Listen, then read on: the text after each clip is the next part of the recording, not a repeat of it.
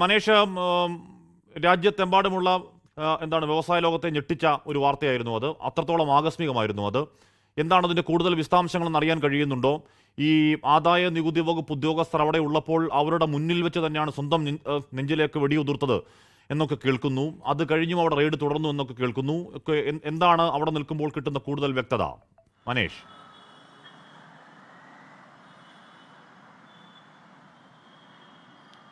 കാശ്മീർ ഉദ്യോഗസ്ഥർ IT ഉദ്യോഗസ്ഥർ ഈ സ്ഥാപനത്തിനകത്ത് പരിശോധന നടത്തുന്ന ആ ഒരു സമയത്ത് തന്നെയാണ് ഈ ഒരു ക്രൂരകൃത്യത്തിലേക്ക് അല്ലെങ്കിൽ ഈ ഒരു ദാരുണമായ തീരുമാനത്തിലേക്ക് CJ റോയ് എത്തിയത് എന്ന് തന്നെയാണ് നമുക്ക് മനസ്സിലാക്കാൻ സാധിക്കുന്നത്. ഉച്ചയ്ക്ക് ശേഷമാണ് CJ റോയ് ഓഫീസിലേക്ക് എത്തുന്നത്. അത് IT ഉദ്യോഗസ്ഥർ വിളിച്ചു വരുത്തിയതാണോ എന്നുള്ളത് നമുക്ക് വ്യക്തതയില്ല. ആ കാര്യത്തിൽ നമുക്ക് ഒരു വിശദീകരണം എന്തായാലും വരേണ്ടതുണ്ട്. എന്തായാലും ഉച്ചയ്ക്ക് ശേഷമാണ് എത്തുന്നത്. രാവിലെ മുതൽ തന്നെ അവിടെ പരിശോധന ആരംഭിച്ചിരുന്നു. മാത്രമല്ല കഴിഞ്ഞ കുറച്ച് ദിവസങ്ങളിലായി ഈ കോൺഫിഡൻറ്റ് ഗ്രൂപ്പിൻ്റെ ഹെഡ്ക്വാർട്ടറാണ്, റിച്ച്മോണ്ട് സർക്കിളിലുള്ള ഹെഡ്ക്വാർട്ടറാണ് ബംഗളൂരുവിലെ.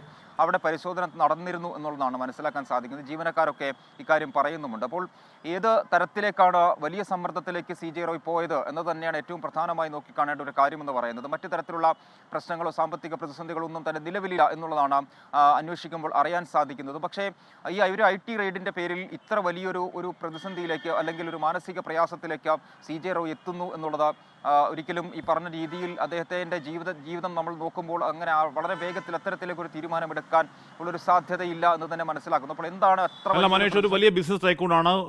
സൗത്ത് ഇന്ത്യയിലെമ്പാടും രാജ്യത്തെമ്പാടും ദുബായിലടക്കം വലിയ ശൃംഖലകളുള്ള പല മേഖലകളിൽ നിക്ഷേപിച്ചിട്ടുള്ള, ഒരുപാട് പേർക്ക് ജോലി കൊടുത്തിട്ടുള്ള, ഒരുപാട് കോടികൾ നികുതി ഇനത്തിൽ സർക്കാരുകൾക്കും കൊടുക്കുന്ന ഒരു വലിയ വ്യവസായിയാണ്. അപ്പോൾ ഈ പറയുന്ന IT പരിശോധനയൊന്നും റോയ്ക്ക് പുതുമയുള്ള കാര്യമാവണമെന്നില്ല.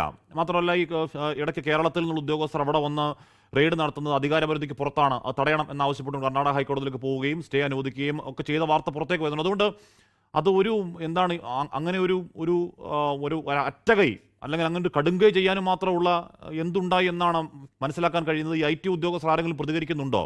ഉദ്യോഗസ്ഥർ അവിടെ തന്നെ ഉണ്ടോ മനീഷ്?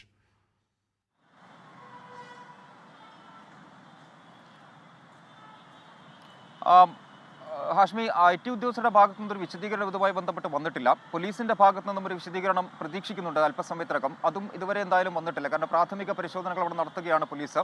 മൃതദേഹം ഇപ്പോൾ ഉള്ളത് അവിടെയുള്ള നാരായണ ആശുപത്രിയിലാണ്. അവിടേക്കാണ് അദ്ദേഹത്തെ കൊണ്ടുപോയത്. ഈ വെടിയേറ്റ് കിടന്ന CJ റോയെ കൊണ്ടുപോയത് അവിടേക്കാണ്. എന്തായാലും ഈ IT യുടെ ഭാഗത്തു നിന്നും കൃത്യമായ ഒരു വിശദീകരണം ഇതുവരെയും ഇതുമായി ബന്ധപ്പെട്ട് വന്നിട്ടില്ല. കഴിഞ്ഞ കുറച്ച് ദിവസങ്ങളിലായി അവിടെ പരിശോധന നടക്കുന്നുണ്ട് എന്നാണ് മനസ്സിലാക്കാൻ സാധിക്കുന്നത്. ഹാഷ്മി സൂചിപ്പിച്ചതുപോലെ അത്ര വലിയ ഒരു ബിസിനസ് ടൈക്കൂണാണ്.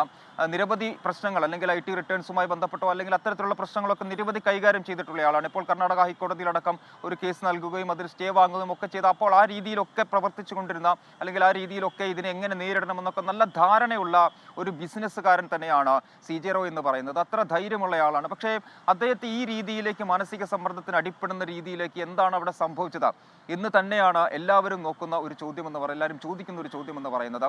അതിനൊരു പക്ഷേ IT എന്താണ് അവിടെ ചെയ്തത്, IT ഏത് തരത്തിലേക്കുള്ള നടപടികളിലേക്കാണ് അവിടെ പോയത് എന്നുള്ളത് നമുക്ക് മനസ്സിലാക്കേണ്ട ഒരു കാര്യം. മറ്റൊന്ന്, രാവിലെ മുതൽ അവിടെ ഇന്നിപ്പോൾ റെയ്ഡ് നടക്കുന്നു. ഉച്ചയ്ക്ക് ശേഷമാണ് CJ റോയ് ഓഫീസിലേക്ക് എത്തുന്നത്. അതിനുശേഷമാണ് വളരെ വേഗത്തിൽ ഈ തരത്തിലുള്ള ഒരു തീരുമാനത്തിലേക്ക് അദ്ദേഹം എത്തിയത് എന്നുള്ളതാണ് മനസ്സിലാക്കാൻ കഴിയുന്നത്. സ്വന്തം റിവോൾവർ ഉപയോഗിച്ച് തലയ്ക്ക് വെടിയുതിർത്ത് മരിക്കുകയായിരുന്നു എന്നുള്ളതാണ് മനസ്സിലാക്കുന്നത്. ഈ സമയത്തും അവിടെ IT ഉദ്യോഗസ്ഥരുണ്ടായിരുന്നു, പരിശോധന തുടരുകയായിരുന്നു എന്നുള്ളതാണ് അവിടെ നിന്ന് ജീവനക്കാരിൽ നിന്നൊക്കെ നമുക്ക് ലഭിക്കുന്ന വിവരമെന്ന് പറയുന്നത്. വളരെ വേഗത്തിൽ തന്നെ ആശുപത്രിയിലേക്ക് എത്തിക്കുന്നു. പക്ഷേ അവിടെ എത്തിക്കുമ്പോഴേക്കും മരണം സംഭവിക്കുകയും ചെയ്തിരുന്നു. ഈ റിവോൾവർ അവിടെ നിന്ന് സംഭവ സ്ഥലത്ത് നിന്ന് പോലീസ് കണ്ടെടുക്കുകയും ചെയ്തിട്ടുണ്ട്. അപ്പോൾ എന്തായാലും എന്താണ് ഈ വലിയ സമ്മർദ്ദത്തിലേക്ക് അദ്ദേഹത്തെ കൊണ്ടുചെന്ന് എത്തിച്ചത് എന്നുള്ളതാണ് ഏറ്റവും പ്രധാനമായി നോക്കിക്കാണേണ്ട ഒരു കാര്യം. ഒരു പക്ഷേ അദ്ദേഹവുമായി അടുത്ത ആളുകളൊക്കെ പറയുന്നത് ഒരു പക്ഷേ എന്തെങ്കിലും ഒരു നടപടികളിലേക്ക് ഒരു പക്ഷേ IT കടക്കാനുള്ളൊരു സാധ്യത, അത്തരത്തിലുള്ള സൂചന അദ്ദേഹത്തിന് കിട്ടിയിട്ടുണ്ടാകണം എന്നുള്ളതാണ്. ആ ഒരു മാനക്കേട് എന്തായാലും ഇല്ലാതിരിക്കുക എന്നതായിരിക്കും ഒരു പക്ഷേ അദ്ദേഹത്തെ ഈ ഒരു ക്രൂരമായ അല്ലെങ്കിൽ ഒരു ദാരുണമായ തീരുമാനത്തിലേക്ക് എത്തിച്ചത് എന്നൊക്കെ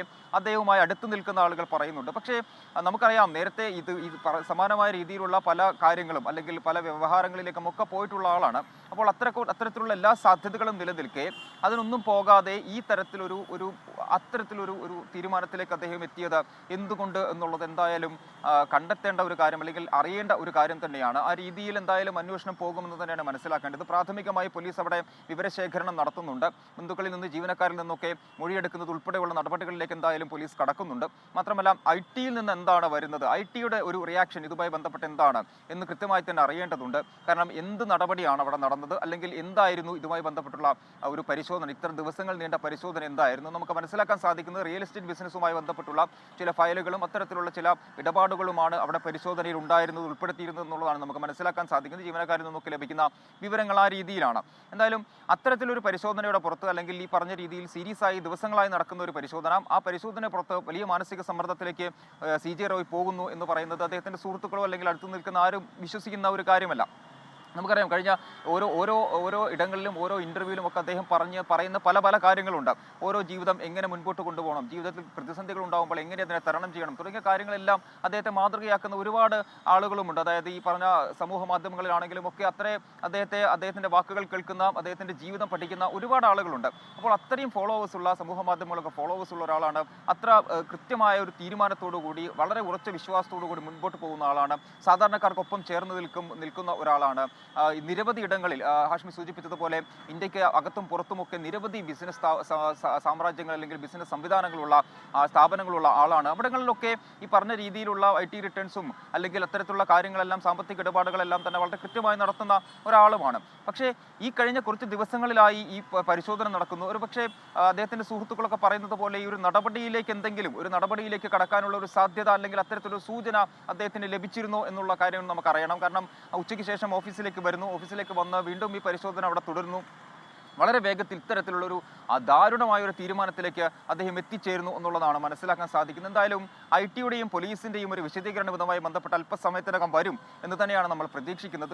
കൃത്യമായ ഒരു വ്യക്തത, ഈ എന്താണ് സംഭവിച്ചത് തുടങ്ങിയ കാര്യങ്ങളിലൊക്കെ ഒരു വ്യക്തത ഉണ്ടാകുമെന്നാണ് മനസ്സിലാക്കാൻ സാധിക്കുന്നത്. എന്തായാലും നിലവിൽ IT റെയ്ഡ് നടക്കുമ്പോൾ, അല്ലെങ്കിൽ IT ജീവനക്കാർ, ഉദ്യോഗസ്ഥർ അവിടെ ഉണ്ടായിരുന്ന സമയത്ത് തന്നെയാണ് ഈ ഒരു ദാരുണമായ തീരുമാനത്തിലേക്ക് CJ റോയ് എത്തിയത് എന്നാണ് നമുക്ക് ഏറ്റവും ഞെട്ടലുണ്ടാക്കുന്ന ഒരു ആത്മഹത്യാ വാർത്തയാണ് എന്ന് നിസ്സംശയം പറയാം. കോൺഫിഡന്റ് റോയ് എന്ന് പറയുന്നത് കേരളത്തിൽ മാത്രമല്ല രാജ്യത്തെമ്പാടും വ്യവസായ മേഖലകളിൽ വളരെ സജീവമായി കേൾക്കുന്ന പേരാണ്.